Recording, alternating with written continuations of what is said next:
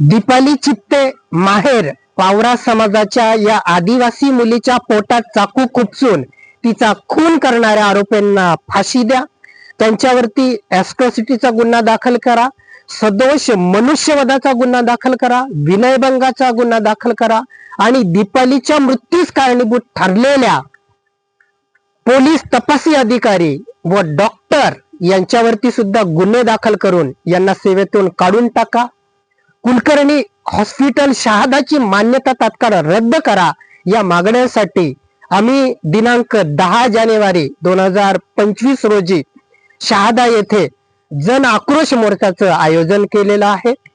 दीपाली खून प्रकरणामध्ये जेवढे आरोपी दोषी आहेत तेवढेच दोषी पोलीस प्रशासन व डॉक्टर सुद्धा आहेत. कारण की या प्रकरणामध्ये दीपालीच्या पोटात चाकू खुपसून तिला गंभीर दुखापत झाली असून सुद्धा पोलिसांनी या गुन्ह्यामध्ये आरोपींवरती साधे कलम लावले.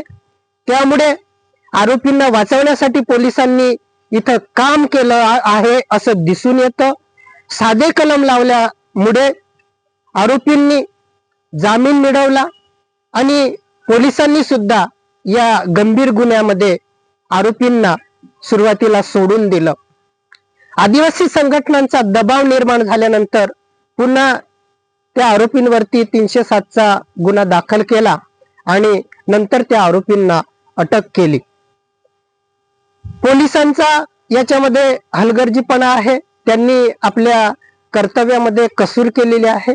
त्याच पद्धतीने डॉक्टरने सुद्धा एवढ्या पोटामध्ये चाकू खुपसून गंभीर दुखापत झालेली आहे, त्या मुलीला रक्तस्राव झालेला आहे आणि पोटाला 3 टाके लागलेले आहेत, तरी सुद्धा या डॉक्टरने सिंपल इंजुरी, साधी दुखापत असा खोटा अहवाल डॉक्टरांनी बनवला.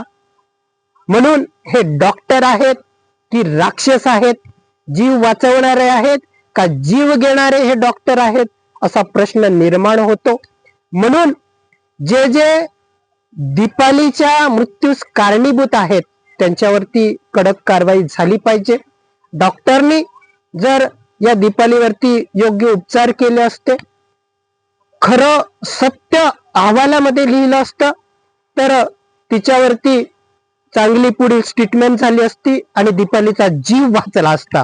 म्हणून या दीपालीचा मृत्यूस कारणीभूत ठरलेल्या सर्व संबंधित आरोपींवरती कडक कारवाई झाली पाहिजे या मागणीसाठी आम्ही या जन आक्रोश मोर्चाचं आयोजन केलेलं आहे.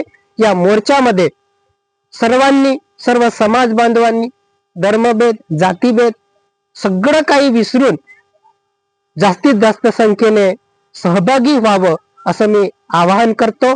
या दीपालीला न्याय मिळाला पाहिजे आणि आरोपीला कठोरात कठोर शिक्षा झाली पाहिजे या मागणीसाठी आपण सगळ्यांनी एकत्र येऊया. जय बिरसा, जय आदिवासी.